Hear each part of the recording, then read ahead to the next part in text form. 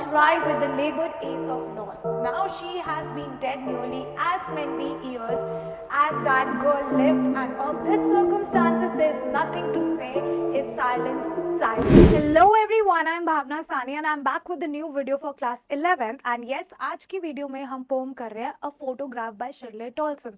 सो इस चैप्टर के नोट्स के लिए, important questions, answer writing information के लिए एंड टेस्ट सीरीज के लिए you can visit our website.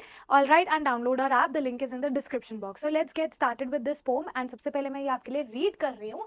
The cardboard shows me how it was when the two girl cousins went paddling, each one holding hand one of my mother's hand, and she the big girl 12 years or so.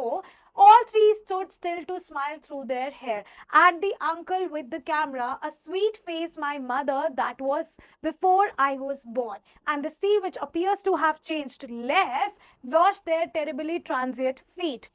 Some 20-30 years later, she would laugh at the snapshot. See, Betty and Dolly, she would say, and look how they dressed us for the beach.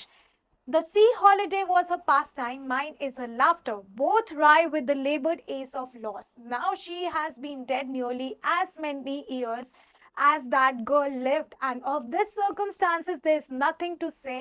It's silence, silences. So इस pome को अब line by line समझते हैं. The cardboard shows me how it was. The poet बोल रही है कि वो कार्डबोर्ड देख के मुझे पता लग रहा है हाउ द थिंग्स वर. ठीक है. When the two girl cousins went paddling, जब दो बहनें, दो गर्ल कजन्स पैडलिंग के लिए गई थी, मेरे को ये देख के पता लग रहा है कि how it was. Each one holding one of my mother's hand. दोनों ने, वो दोनों गर्ल्स ने क्या किया हुआ था, मेरी बहन का, मेरी मदर का हाथ पकड़ा हुआ था. And she the big girl, जो मेरी मदर थी वो बिग गर्ल थी, सम 12 years or so.